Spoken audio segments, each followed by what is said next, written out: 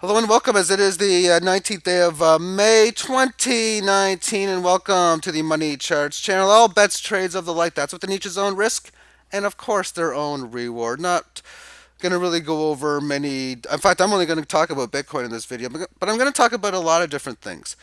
First off, it's going to be normal technical analysis, daily term, hourly term, monthly term, all that kind of stuff, weekly term. Then going to transition into how many people own more than one Bitcoin. I want to talk about that very quickly because the next one I want to talk about for an in-depth amount of time, which is a scary bunch of data and within the charts. Bitcoin fees on transactions. The more I look at this, the more I really am glad I'm holding Litecoin.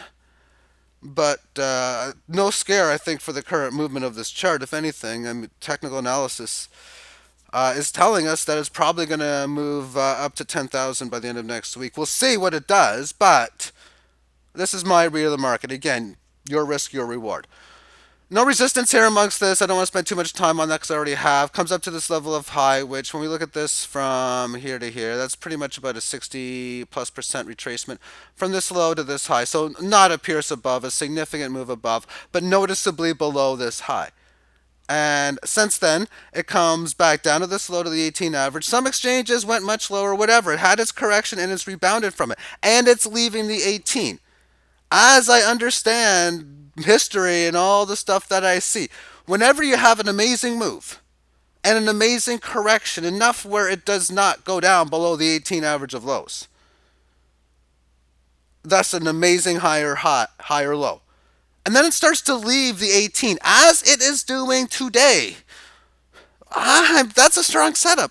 That is a very strong setup. Now, even if it does go below the 18 just a little bit, it's not as probable that there's going to be a fast breakout above it, but it would still be good. And I say that because I'm going to be talking about the monthly. Yeah, just a little bit of a move. See, it's now leaving the 18 too. So, okay, chances of resistance here. It could easily get there fast. These things could get crazy.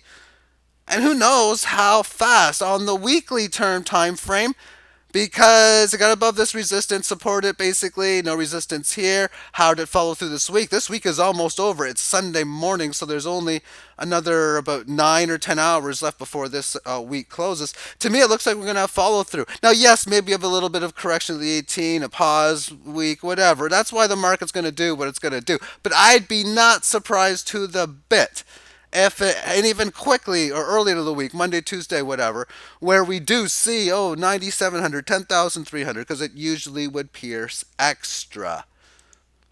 As we finish this off within the single hour term time frame, and we'll go back to these charts at the end of this video too, as well, so we won't be done yet with Bitcoin analysis, but in fact, the whole video is Bitcoin. But it breaks out of this at 2100 hours, 9 p.m. Eastern time stamp, and three consecutive green candles up a little bit here. A lot of sideways consolidation. And then it has a little small move here back to this. But it's just congesting in this area. First, it'll test in here. If you see it start to leave above this 18 average, where basically, well, noticeably over 8,000. 8,056 is the area here. Yeah, getting above 8050 right now.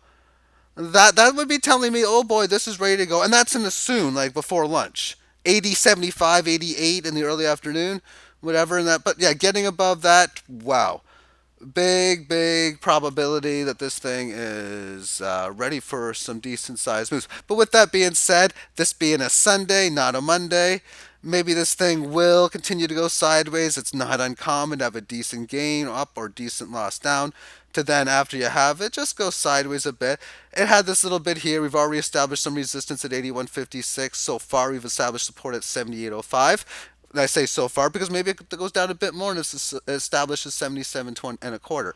So yeah, there definitely is a good reason where this could go sideways. So if you see it getting above it, first thing is going to get above previous high, because that's one of the key things there as well. So how many people own at least one Bitcoin? And for me, I've always, I think, have had one Bitcoin in at least what I would consider one public key, and since probably about a year and 2 years now. May, June 2017. I remember on August the 1st, and maybe it might have been back around then,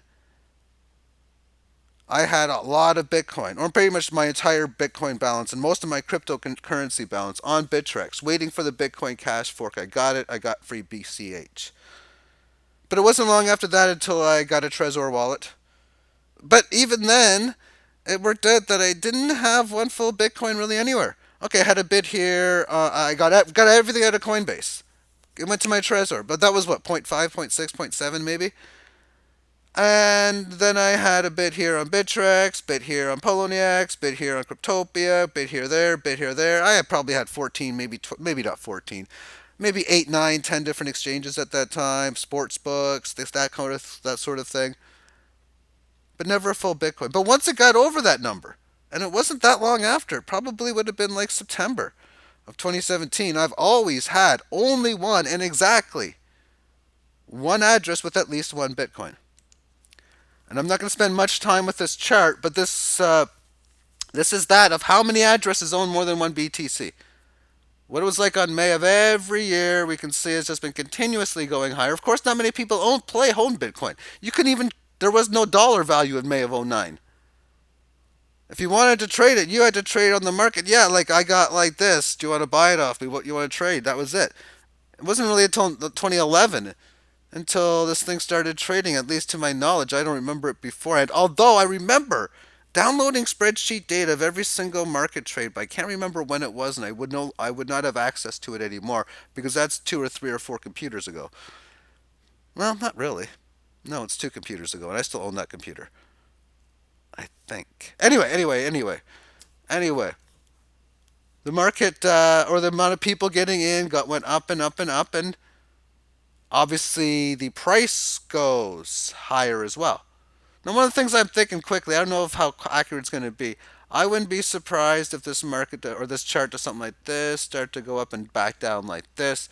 For the mere fact that more and more people are into Bitcoin, that means within the limited supply, it's very, very, very common to have fractions of one. And then, of course, when the value becomes significantly higher, 6 figures plus, there might be a lot of people that not only don't have one full Bitcoin anymore that they used to because they're spending it, but even because they want to have it in multiple wallets and they don't even want to have more than 3/4 of one there. I don't know. But I want to move on to the next chart. And this one is disturbing, especially because of how volatile it is, its volatility is not going away, and it wasn't like this before. Okay, so as far as one of the things that I noticed on here, well, first the price. It got up to $3, pulled back a little bit. That's your median cost or transaction fee in US dollars for that of Bitcoin. But all of these up and down moves that we see in here, what? Okay, they're very volatile right now and hasn't been like this before. The price in here was like 2 cents, then it got up to $3. It's not like Bitcoin went up that kind of rate of ascent. So what I decided to do was, well, we'll just take a look at all of the data. Well, not all of it, but going back a significant period of time. And we're going back to the summer of 2014. And I don't know what those BTC dots meant and those up to 2017. I tried to quickly figure out, but I couldn't. That's not what I'm looking for. But you see, what I mean by the transaction moves, like it is what it is, but I'm trying to figure out. You see how things move normal in here? And then all of these up and down choppy movements. That is really, really weird.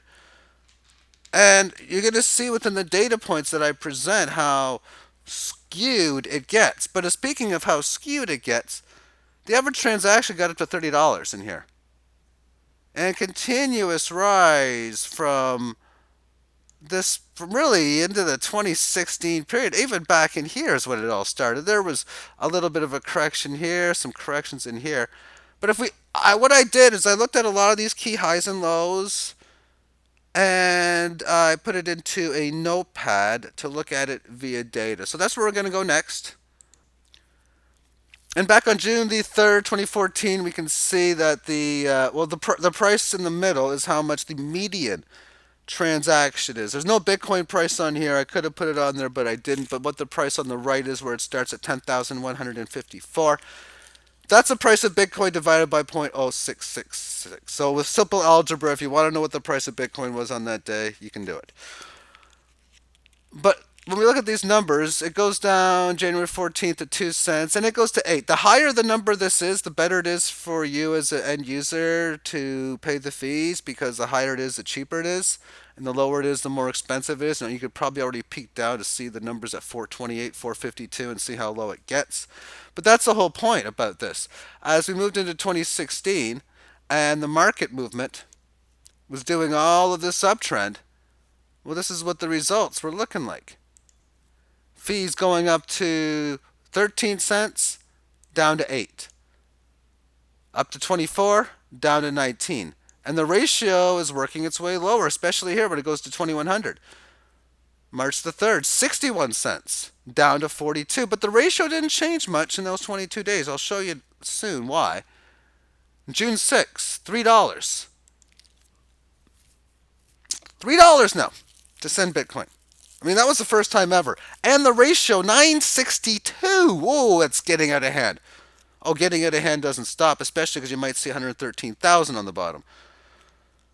August the 1st, 71 cents for a fee. That's now back to 38. Then it goes down November 12th.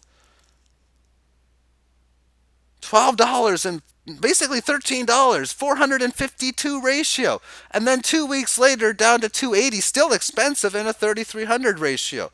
And that number is playing in the thousands. December 23rd, 2 days before Christmas, $34. Why do these prices go up and down so much? Is it because of massive? My guess, it feels to me it's because of mass volume. The more transactions, the more people on the blockchain that are sending stuff, the higher it is in Satoshi. And of course, in dollar value, that's just taking what the Satoshi cost is, multiply the Bitcoin price. But that's the key number I'm looking at, is how much you pay in Bitcoin Satoshi per day. And those numbers are moving very volatile. So moving from this point on, this is where it just gets crazy now. This is where the ratio now starts to get out of whack from that top. So February 22nd, just 2 months after the fact, the median price on that day was 20 cents to send Bitcoin. And I started this at 10,000. Now it's at 48,000, and then it gets out of hand to a too cheap of a price. February 24th, $2.38. 4,000. Back to those thousand numbers we were seeing in 2017. But then April the 2nd, it's a dime, or a dozen of a dollar, a dozenth of a dollar, 12 cents. Ratio 58.7. Almost 3 weeks, little over 3 weeks later, up to $1.60 in that 5,000 range. But then August the 12th, why did you doing this? Let me just push enter a few times and I won't have to move the mouse anymore.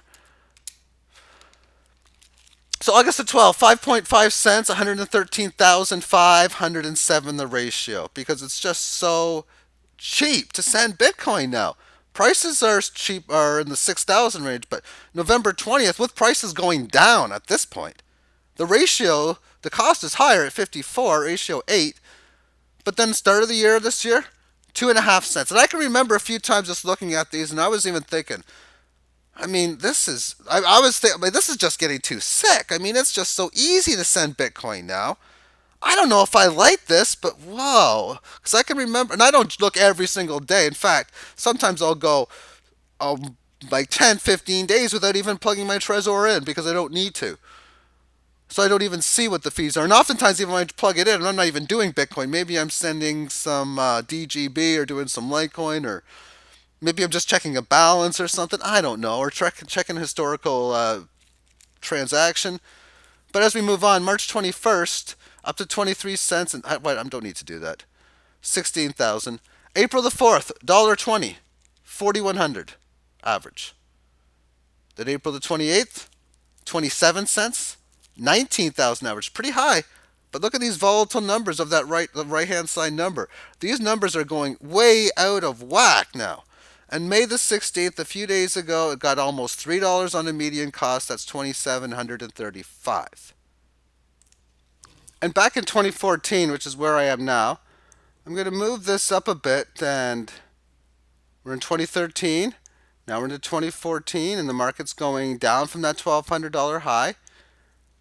So this is just the first point. And what was going on within the data here is this was a high point because it was cheaper before this level. This is just my starting point.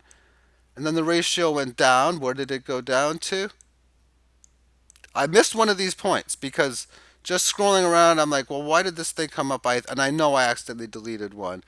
Was it January 14, 2015? Oh, it doesn't look like. Maybe, but no. So January 24th, 2015. So on this down move is when, because I'm just looking, I looked at the key points, key highs and lows, and then I decided, hey, well, look at the when it was, which then got me the ratio. Because at first I just had the two columns, the date and the price. And I thought, yeah, let's take a look at Bitcoin prices then. So that's where it was. So going on to June of 2016, and again, I might be missing some of these, but I put every single one in. This is June of 2016. Yeah, a whole bunch of time. There was really no need to because the costs were not like it is now, like choppy as anything. And just so there it is right here. So this key top represents June 26, the higher price. Then going down in August would take us down to here. Not on this day, but on that day. And then on January 4th and 11th of 2017. Okay, yeah, this is the one that I deleted. So January 4th here. So this top, which I'm not going to put it back, but so this top and this low. On the January 4th date, that's when it was cheap on the January 11th. And I just put that in there only for the simple fact that I'm thinking, well, I need to find a key, some sort of low, because this thing just continued to go up. But this just shows you how not as volatile the market was, or this market was back then compared to now, as far as its up and down movements. So after that January low, we go to March 3rd and 25th. So this top, this bottom.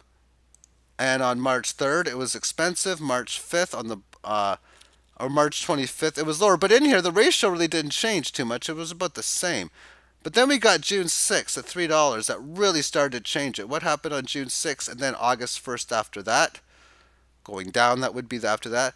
June 6th occurred right in here, right near this top. And then August, it was right around the same area. So, okay, whatever. It's just that's how it was. It was, I guess, a lot of people were transferring Bitcoin. I don't know. I'm guessing. Calculated, educated guess. I don't know if it's educated. Just what my brain is thinking. And then as we just move in forward, we're going to see, well, each one goes high to low. So the next one would be a higher price, which would be here. Then a lower price here. Okay, I guess. So here, I don't know if a lot of people were moving a Bitcoin to sell. I don't know. But lower price, higher price here at these, this is December 23rd, near the top. So it was really expensive to send it at this compared to up here. So if you ever see it at that price, I don't know, sometimes depending on the cost, if it's $30 or $20, sometimes you have no choice. Sometimes you have to, I mean, you can't send somebody $20 and pay more for the fee. But so that was a high point. The next down point was in here. The next up point in here. So this is where it got more expensive on a down move, I think. Let me just go to April 2nd to verify, because that doesn't seem too right. But April 2nd, cheap point, yeah. So this is when it got cheap. Then it got expensive here. And then as we move on, it got cheaper. August in here at 6,000. And then it got more expensive here, because on November 20, 2018, that's when it was 54 cents. And then here at the 145,000 ratio, New Year's Day, really darn near cheap. Well, just hanging in within this range, cheap. And then as we move into this, it got more expensive here on March 21st, doing like, okay, we're just hanging in there doing nothing. Well, 23 cents. But not, I mean, it went up and it went up again, I guess. April 4th, it goes up to 119, right in here. So after this big move, I don't know if a lot of people from that was buying were just moving Bitcoin around. Then it got cheap as this was going through time. And then this is where that $3 day was, back in here. But in conclusion to such, it's not like we have a situation where we have a CEO. It's like, okay, we got to stabilize these Bitcoin fees because that can't be done. I don't think. No, it can't. I mean, you can fork it and try to fix it like what Bitcoin Cash and Bitcoin Gold have been doing. But that might be another reason why, again, having Bitcoin Cash, having Litecoin, having DGB might be an optimal decision. Bitcoin is still king right now. Their dominance is magnificent, of course. But what happens in situations of the following event happening? Next event is retest of previous high of 17,000. Then, however it does it there, whether there's resistance and it comes back or it breaks it immediately. What happens to those costs on new leg higher? Going up to 50, 150,000. Do we see Bitcoin transactions of $185? Do we hope that the low price is $15? Now, there's a part of me that likes, oh, that low price, only $15 trades. I like to hear that in the sense of it's been enough time, and it's been a long time already, where time goes by and hyperinflation hits into the world and everything just goes up in price, including transactions. Oh, the loaf of bread is worth this much. Do you have gold? Do you have silver? Do you have cryptos? I hope so.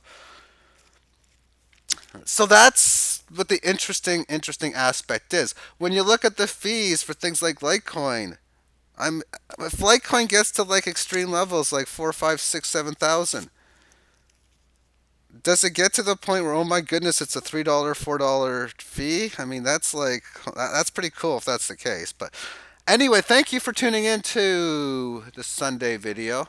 I'm just going to take a quick look at the other markets because I haven't done so in over an hour. But Bitcoin has been dominating the day. We can see here up 9%. DGB against the dollar is up 6.2, which means it's down against like 3% against Bitcoin. Theta is down 10.2%. And now, if these things are down 10% against Bitcoin, with Bitcoin up like 9, that means it's barely down. And when Doji is down 5% against Bitcoin, it's up against the dollar at 38.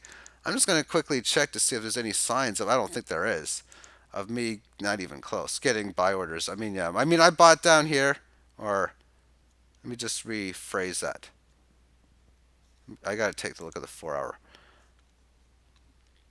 Yeah, I sold at the top up here at 44, and I bought at 38. So I got a buy order ready to go at 36. Obviously, it's not there now. I have a sell order at 44 and 45 and 46 and 47 and a few more numbers after that.